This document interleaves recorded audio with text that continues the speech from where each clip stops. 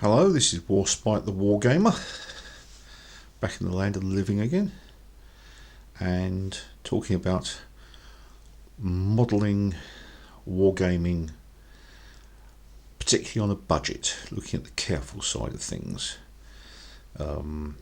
Any hobby is only as expensive as the amount of money you want to throw at it, and if you can economise or make practical choices in other areas, it leaves you more money to spend on important things like figures or maybe buildings that you can't otherwise manufacture yourself.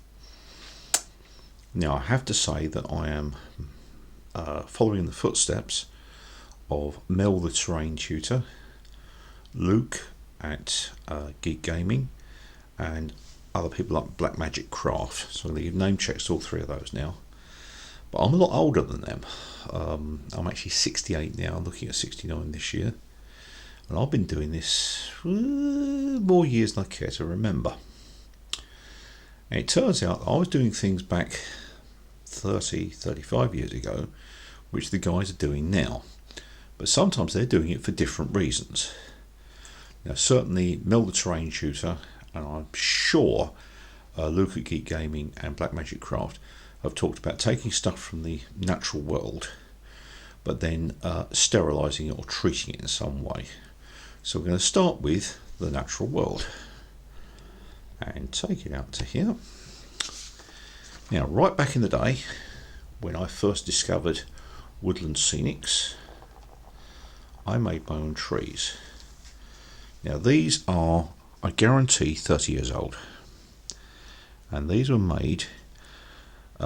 It's the woodland scenic foam, it's still there, but I rather balked at paying money for the armatures, and these are not woodland scenic armatures, they are in fact twigs, and these ones actually came out of my front garden at a place called Chadwell Heath in eastern London. I had a very large privet hedge. I used to regularly cut chunks out of it, and most of this is actually privet. I've scaled these for around about 15mm, but they could be a small tree in 28s. And these are, I will guarantee you, 30 years old. Now, what did I do with the twigs? When I got them, first thing I did was I shoved them in an oven. I shoved them in an oven for about 20 minutes. Now, the other guys, Luke, Mel, etc., will tell you to do that to sterilise them. I wasn't doing it for that. I was doing it just to dry them out, because once you dry these twigs, even if they're quite flexible when you first get them, they become rock hard. And these are recent ones. These have had about 220 C for 20 minutes to half an hour. Now, the guys will tell you you need to sterilise them. Why would you need to sterilise? Principal problem is what Mel the Terrain Tutor calls greeblies, which is anything that might be live. We're talking small insects, we're talking bacteria, virus. Another important one is fungus and mould, especially on things like this, which is why if you're going to start using twigs for tree manufacture, I strongly recommend do not pick them up off the ground. Now, I was butchering a privet hedge at the time, so I was able to cut my stuff straight from the tree, take them in, shorten them up, bingo. Now, living here in Norfolk, in the sticks, literally, I have sticks. I've got a large garden, and mooching around there, I can soon find something and go, oh, that's an interesting joint. That'll make a nice tree, etc. I'll have that. Or, oh, that's a lovely shape. If I put a base on there, cut that down to about there, cut that down to about there, but it's not enough. So what do? I've done this before. Get the drills I talked about recently, drill into here or in the ends, etc. Drill into a cut end there, and you can glue in armatures, wire armatures. And in particular, I have used straightened out paper clips. Straightened out paper clip wire, absolutely perfect for this sort of thing. And you can then use the wire to attach your material to. Now, back in the day, I just used to cut a circular cardboard This is in fact cardboard that came from the old office I used to work in. We got envelopes would come in with photographs in, and this is simply the reinforcing cardboard. And to stop it from going soggy when I put a water-based paint or plaster or PVA on it, I would actually varnish the cardboard first. You put a polyurethane, it must be polyurethane, a spirit-based varnish onto cardboard and let it soak in. It actually hardens the cardboard. And I've actually made 1/200th and 1/300th scale buildings using card, soaked in polyurethane varnish, 2 coats, one thin, one thick, and then go over that with plaster and paint. I guarantee that cardboard will not wilt and go soggy. Now I did some more recent ones. These were done a year or two back, and you can tell I've been looking at the guys from Mel the Train Tutor and Luke at Geek Gaming, because you can see I made the bases a bit fancier. Basically, I've seen Mel's work, I've seen Luke's work, I've seen Black Magic Crafts work, and gone, yeah, I think I can do better. Certainly better than I was doing, and perhaps even up to their standard. There's a whole mixture of stuff in there, but to keep the trees more stable, which they are, they don't, no, just proved the point. Let's try it on this one. If I lift this out, these now won't fall over at all easily. They're weighted. Why are they weighted? Because I use the wooden discs that I recommended before that come from the works. £2 a set if you can get them. But adding to the base steel shims. And this one here, for example, there is actually a steel shim plus a couple of little grey stones, which I'll talk about in a minute. And that gives you a great deal more stability to stop it from falling over. But that I just basically just did hot glue or super glue straight onto the shim. Realised later I was making an awful lot of work for myself, because I still had a couple that wouldn't glue properly, wouldn't glue properly. Now I'm about to do some more. Was going into American Civil War 28mm. I need trees. Sudden flash of inspiration. If you're going to stick a tree into there, why not give it a bit more support? There. And that is a simple steel nut. I glued it in the other day using the good old-fashioned clear glue. The steel shim was attached to the wood. The nuts are attached to the steel shim. I've now got a lovely collar, which, if I select a suitable tree, this will now fit inside there perfectly. If it doesn't quite fit, use my modelling knife, taper it a little bit like a pencil, nice shape, and I'll now get a lovely engineered fit. That will fit in there perfectly. Put my flock, my sand, my PVA around that, sculpt that nut into it. By the time you're finished, you won't notice it. So a nice, stable, solid fit to get the trees to fit together. And that will be my next project. Now, looking around the natural world, there are lots of other things one can use, and in particular, sand. Now, if you've not got an interest in geology, which I have, sand appears to be just sand. Not so. You get different colours. You also get occasionally different textures. Now here's some very sharp builder's sand. I don't know if you can actually see it. That's glittering. There's actually I think some calcite or sharp crystal quartz calcite, something in there, which makes that really glitter. That is a different sand to this very soft stuff. Now I also happen to be a dog walker, and I will walk around with my nose down, principally making sure I don't step in front of what the dog's just done. But when I'm looking around, I see other things. These are things I've picked up along the way while dog walking. Lovely colours, lovely textures. And this is rather handy because, being a dog walker, I have plastic bags. Plastic bag is to clean up after the dog, but it's also where I find my useful to pick up these sort of things, just bring them back. Little pinch of this, little pinch of that, little pinch of the other. I was very lucky recently. Let's see if I can find it. Picked a new spot to walk on.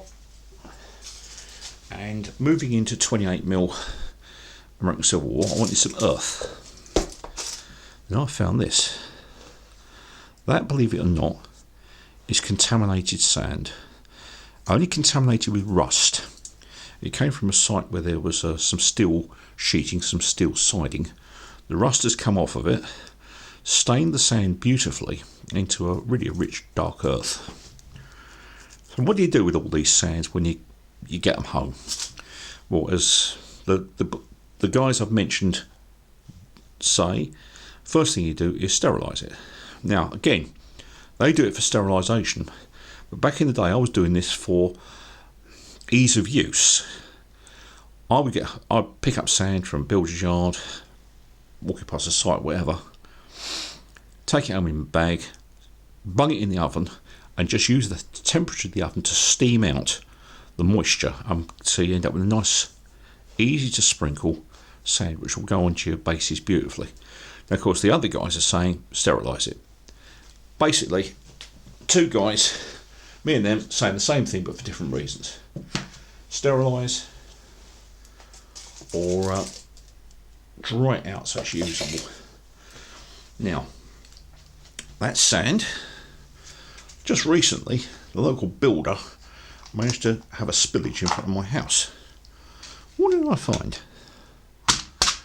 This appears to be, I think it's roofing shingle. It's the sort of stuff they put onto roofs or sometimes put into driveways. And girlfriend catches me outside with a dog bag, picking all this lot up. It's in the gutter. Yeah, get it inside. Didn't bother sterilising this with heat. I thought it might shatter. So it got soaked in some bleach, mild bleach solution overnight. Cleaned it up beautiful. So we've got that. Now if you go down to the railway modelling shops, you can still pick up cork chipping, which makes lovely rocks. You can also find railway ballast. I think this comes from one of the well-known companies. There's the reference, coarse brown ballast. That's that stuff. Now that is almost the same colour as that, so you could use that as the rock, and this is the granular, more sort of shingly stuff to be found around that. So you've got sort of two materials that you can work side by side. What else we got? Moving on to, well, I mentioned cork, the small stuff. How about cork, the big stuff? Railway shops sell lovely chunks of cork. Now I'm indebted particularly to Mel the terrain tutor for this idea, because Mel and I think Luke have both mentioned using old CDs and old DVDs as bases. And it just so happened I needed a large lump of rock to block line of sight or create cover, etc. So I did that with some cork. And you may notice there are some lines in the cork on each side.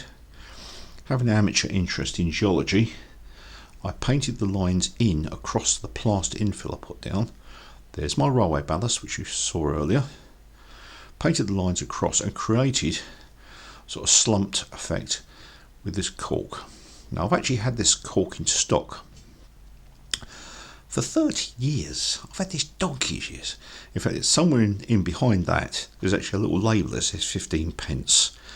This cork was purchased at a model railway shop in Barkingside near Ilford, London Borough Redbridge, and I've had that. It's got to be at least 30 years old, if not longer. So that's cork. What else do we get from model railway shops? And of course, the classic one, the absolute classic, is railway lichen. Here's the old railway lichen. This type here, this one here, this came out of the same model railway shop as that cork.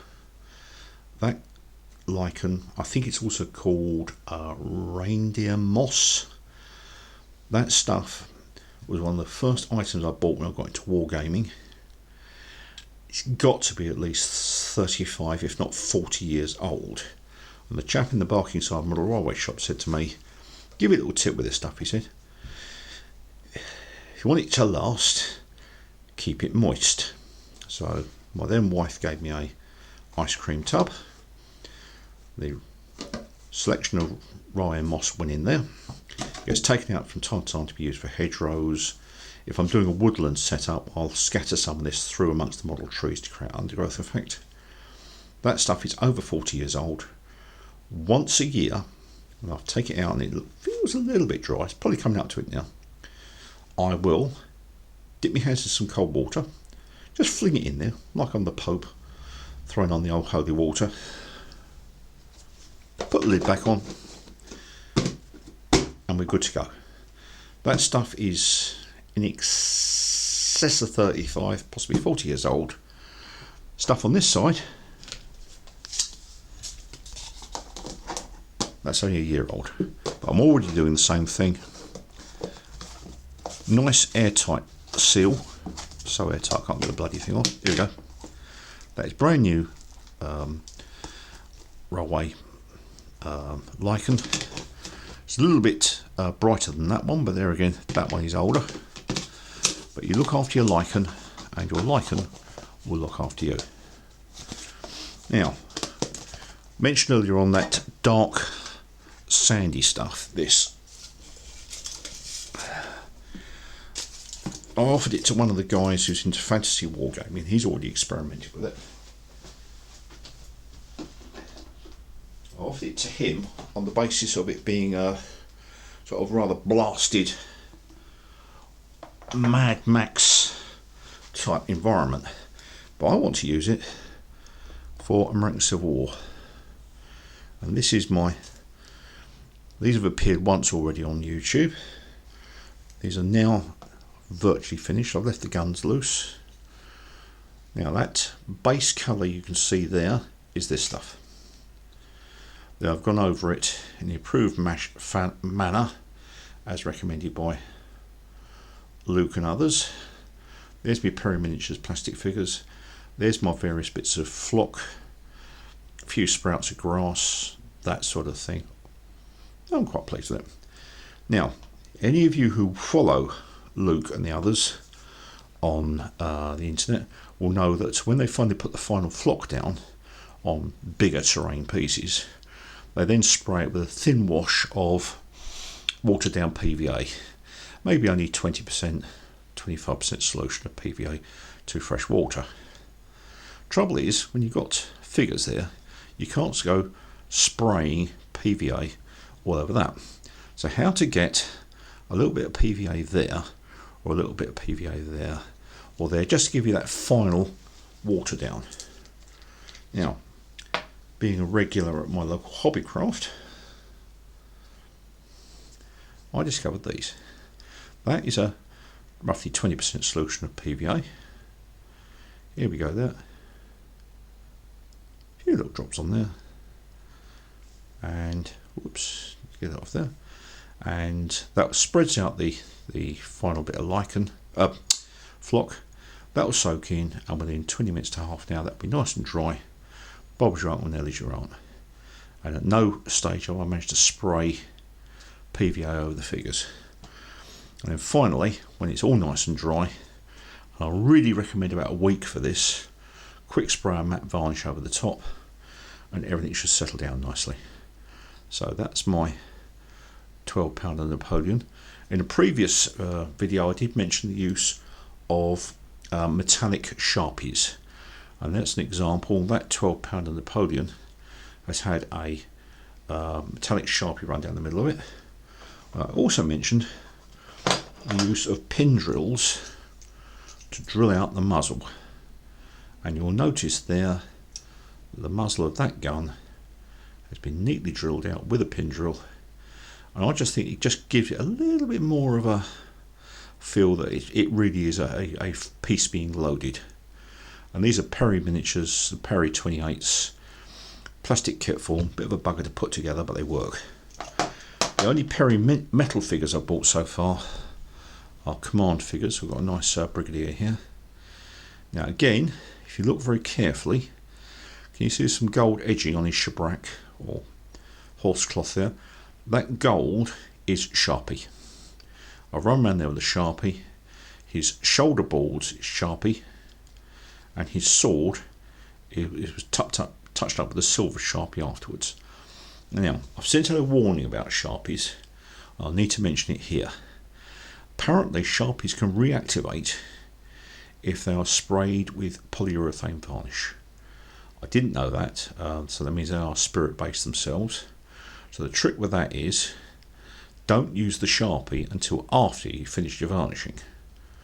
Or, don't use your Sharpie until you've tested it first. If you're going to be using acrylic sprays, you're probably okay.